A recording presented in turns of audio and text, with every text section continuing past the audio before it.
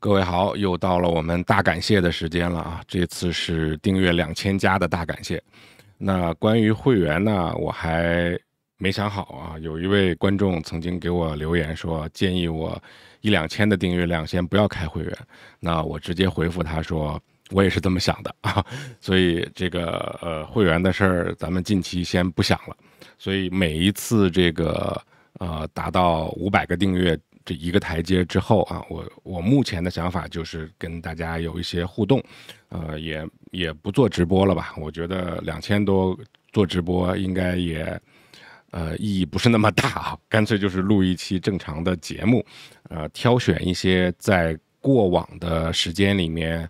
大家聊的比较多的、比较感兴趣的一些评论，然后我在这边呢去聊一下自己的一些观点跟看法啊，算是跟大家互动了。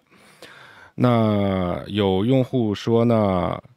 在这个隐藏邮件地址这一期节目当中啊，有用户说，国外的 app 是不错的，但是国内没有办法，即便隐藏了邮箱地址，还是要填手机号。这个是非常非常及时且正确且重要的一个提醒。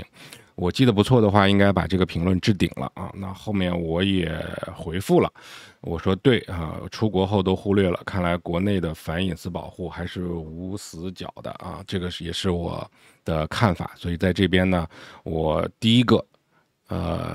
先跟各位在视频当中再说一下啊，一些国内的 app， 其实即便你使用了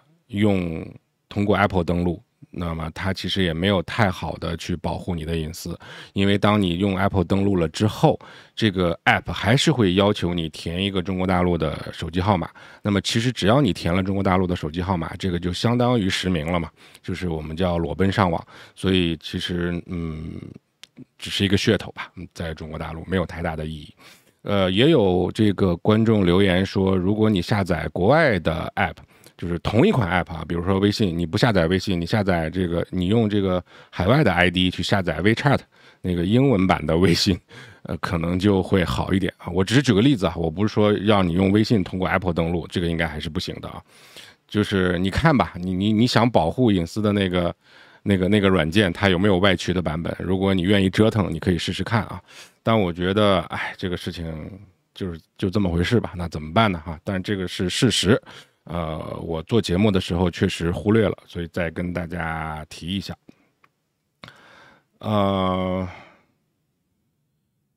接下来啊，我在看各位的评论。对，在1500大感谢那期节目当中，这期节目看的人还蛮多的，很多人对于无线充电这个话题呢，又有了更多一次的补充，而且这个补充也蛮好的。关键的补充的点呢，就是在于发热的这个话题啊。无线充电会发热，而产生的热量如果高到一定的程度，会损伤电池，这个是正确的啊，这个是事实。锂电池的工作温度其实蛮苛刻的，我觉得它比人类的存活温度还要苛刻，也就是0度到40度。这个大家在任何使用锂电池的产品的介绍网站都可以查得到，这不是什么难事儿啊。那如果你的温度高于40度呢，其实就会对锂电池产生效能方面的影响啊，不一定是会对它有永久性的伤害吧，但是它的效能可能就会产生影响了。但其实提醒各位一点啊 ，iPhone 里面是有温度探测仪的，也就是说，如果你 iPhone 机内的温度，甭管是主板、CPU 还是电池，只要它的温度高于它的设定值，你的 iPhone 是会在屏幕上提醒你的。所以其实一般来讲，大家不用太担心。对于手机温度热这件事情，其实每个人的看法差别非常之大。有些人觉得30度就是热了，有些人觉得40度热，有的人觉得60度也就那么回事，温温的。所以其实大家对热的这个主观感知呢，并不是那么的一致啊。所以在这种情况下，我觉得你可以从2个手机传给你的信号来去判断这个手机发烫是不是该值得你注意了。第一个呢，就是手机的屏幕会变暗。也就是说，你即便把亮度调到最高，你发现它还是变暗。这个往往是在阳光直射的情况下，那就是夏天阳光直射，那么温度高了之后，手机会通过调暗这个屏幕的亮度，或者是有些打游戏的说降频来去保护。那再有一个呢，就是手机上去已经有明文提醒，温度过热了，这种时候你是要注意的。那大部分的场景下，如果没有这两种情况发生，只是你自己摸上去觉得温温热热的，这个还都属正常啊，都属正常。那谈到无线充电，无线充电肯定要比有线充电发出的热量要高的啊，因为它那个无线线圈的原理嘛，就注定会产生更多的热量以及电能的消耗。但是呢，这个是可以，应该是能够通过科技的进步，慢慢的去弥补的吧，可以这么讲。只不过这方面进步的可能慢了一点哈。那我为什么在视频当中忽略了这一点，并且建议大家用无线充电呢？一个是真的方便，因为从使用体验上面来讲，真的方便。还有一个很重要的原因，就是我个人的使用习惯是不用手机壳，我只贴膜啊，我不用手机壳。虽然我现在用着，就偶尔用几天我就受不了，把它摘掉了，就是为了好玩。所以其实我觉得这个我的手机发热量还好啊，但是仍然有一些时候我确实也觉得有点烫的，但是还是会用啊，特别是在家里的时候还会再用，但是在车里呢，我是绝对不用的，特别是夏天，车里我是不太敢用无线充电的，除非你把那个无线充电的那个充电头吸盘放在空调出风口那儿，我觉得还可以的。你如果放到别的地方呢，那这个真的是不行啊。这个是关于无线充电，可以用啊，我觉得可以用，还是建议大家用，不是说不建议，还是建议大家用。在家里的情况下，家里夏天开空调的情况下，大概率上是没问题的。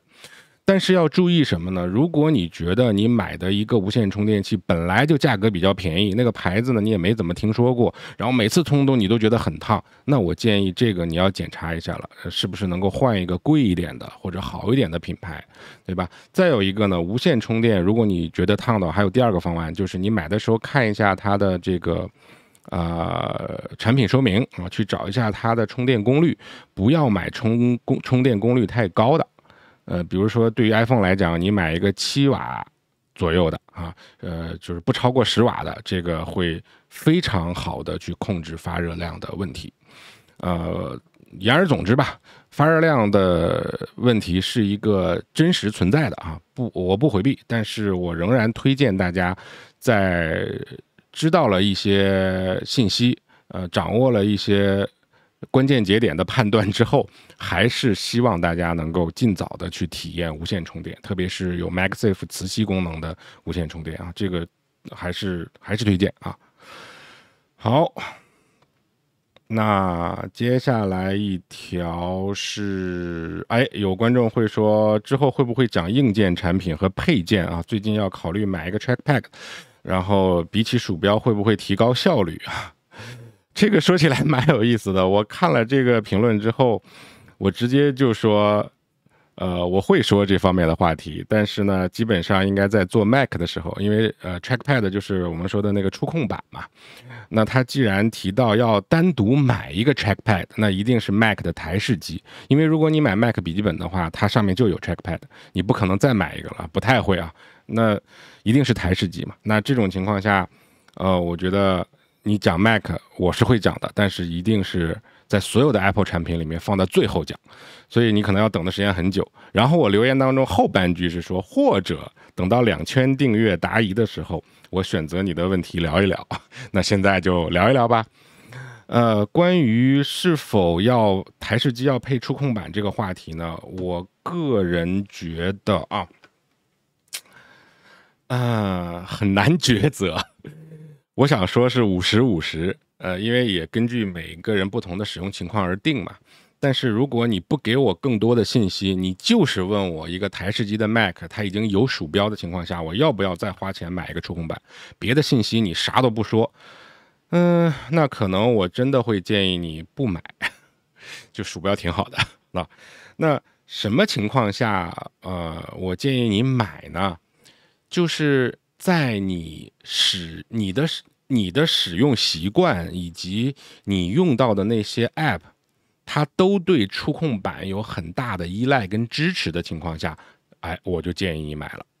但首先我们要澄清一下，我个人认为在 Mac 下面触控板是最好用的，没有之一啊。这个跟 Mac 的系统也有关系，它跟硬件其实关系不大。这个我觉得是系统优化的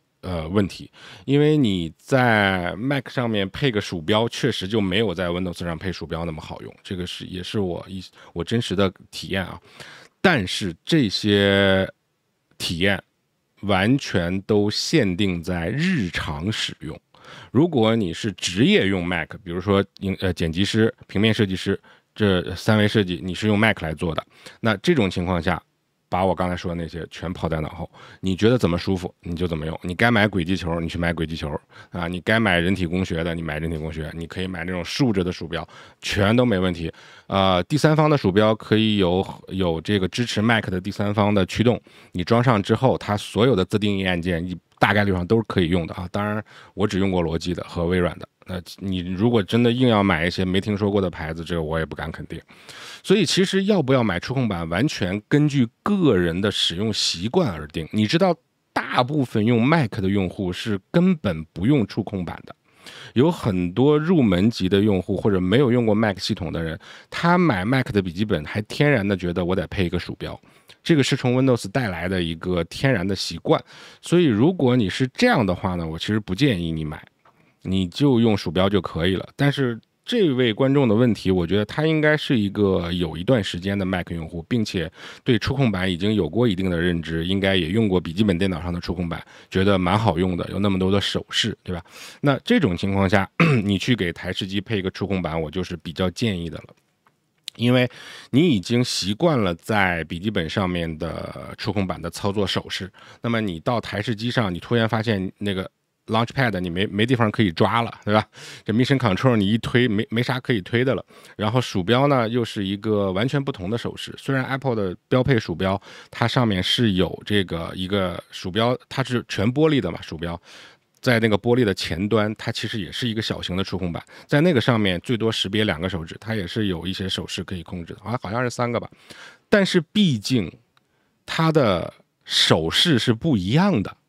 如果你既有台式机又有笔记本，然后你在笔记本上又特别习惯用那些触控板手势，然后切换到台式机，你突然发现这些手势全变了，那我觉得姑且不说鼠标的手势要比触控板少很多，但全变了，我觉得就蛮头疼的。那如果你有这方面的感知，你已经感知到这个全变了很难受了，那我觉得一定要买啊，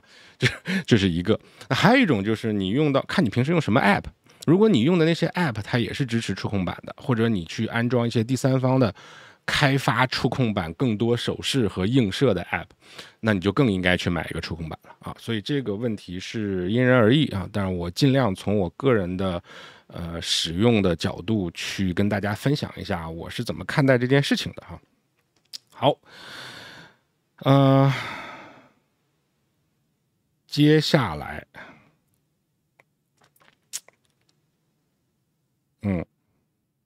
有一个评论其实还蛮触动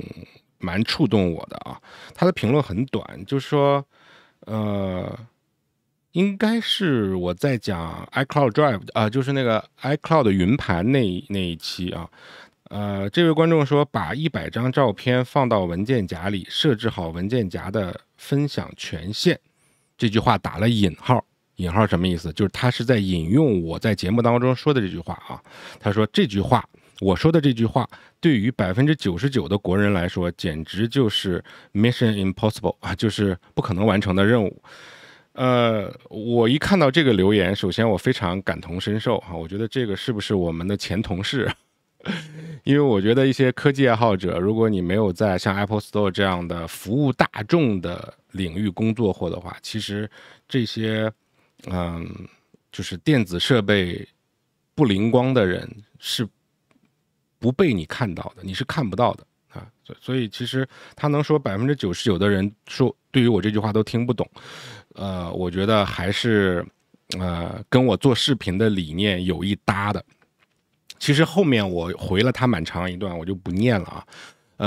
大概的意思是先感同身受一下啊，认同一下他的这个观点啊，我们共鸣一下。然后接下来呢，我是说，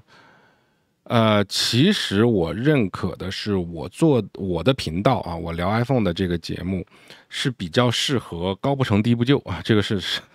说的难听一点，也就是说你不能是零。啊，你要稍微有一点基础，在这个情况下呢，你再听我的，会给你抬高一个level， 抬高一个 level， 叫什么？中文叫抬高一个级别啊，抬高一个级别。你如果说是零的话，其实特别是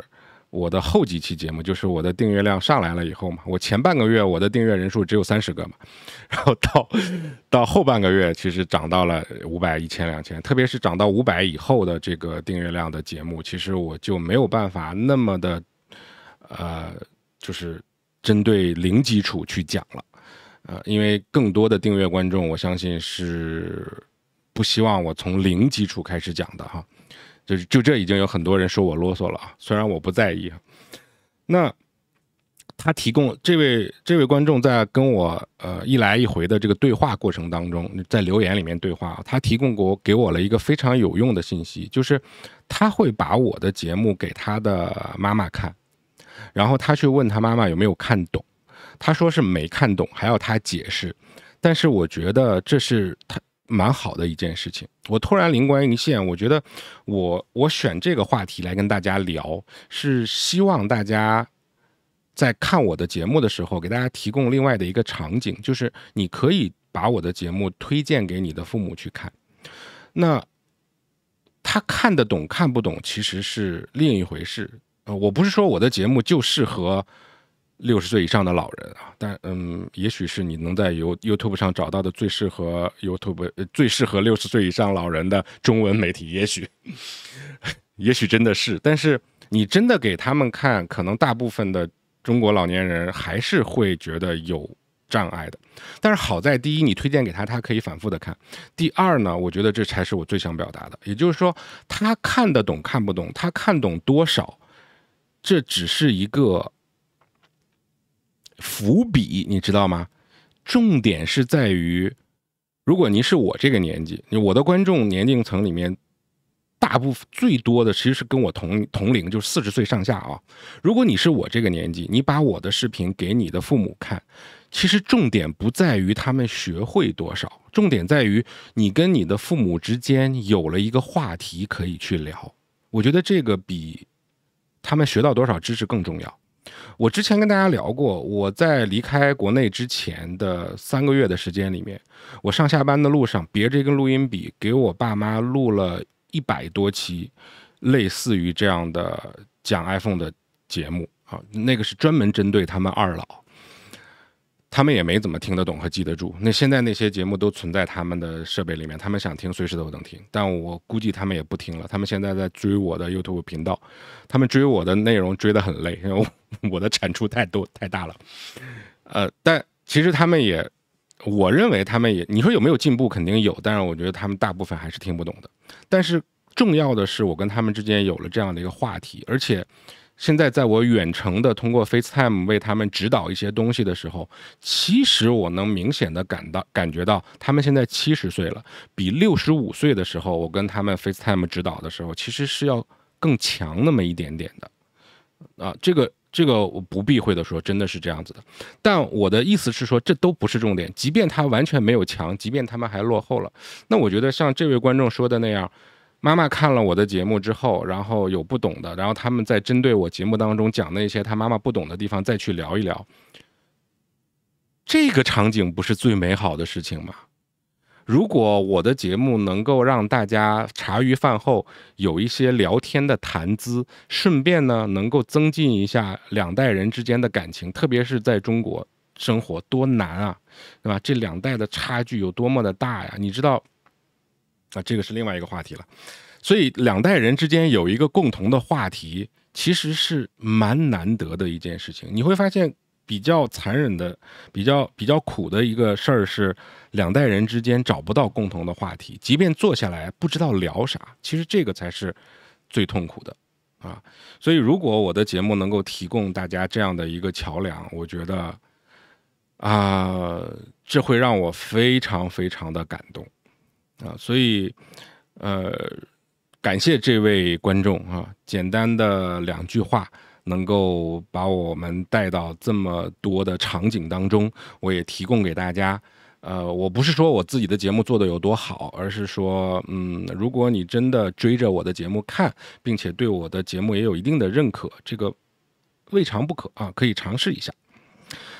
好吧，那今天就是我们2000加订阅互动大感谢的全部内容。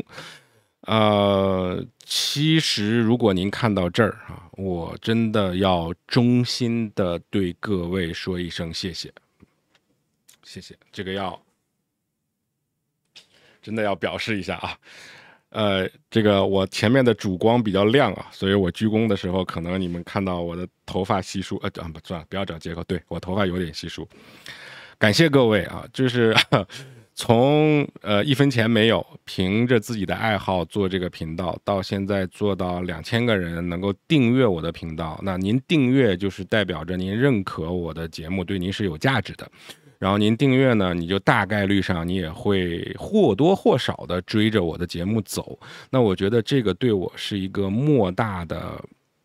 认可啊，这个也是对于我来讲是我的一个人生价值的在这方面的一个实现。不会说有多少钱，但是我也很开心的是，现在我的这个频道也为我开始赚点钱了。多少钱呢？基本上覆盖一下家里的水电费吧，水电气可能还不确定，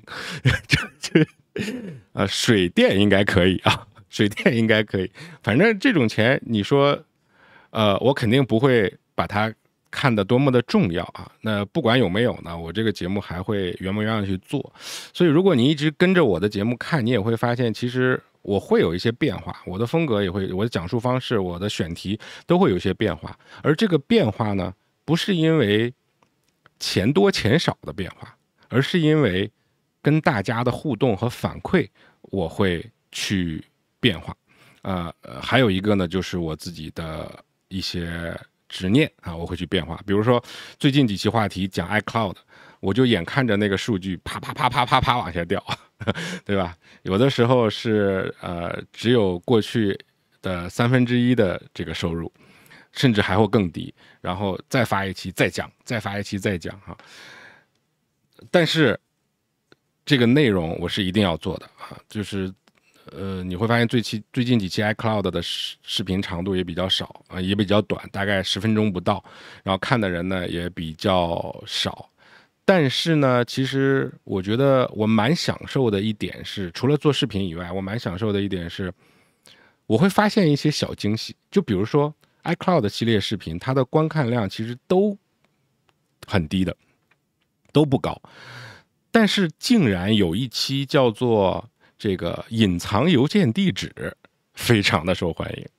所以其实我觉得蛮有意思的，我觉得通过这样的一种方式，旁敲侧击也好，看各位的留言也好，这些都是其实跟我的订阅用户对，跟我的观众之间的一些互动。我做节目让大家了解我，那我通过这些各种各样的数据也好，你们的留言和评论也好，去了解你们，然后我们共同去把在我这里的这个空间给打造好。那我觉得这个是我认为最开心的一件事情了。好，感谢各位吧，我们今天先聊这么多，我们下期再见。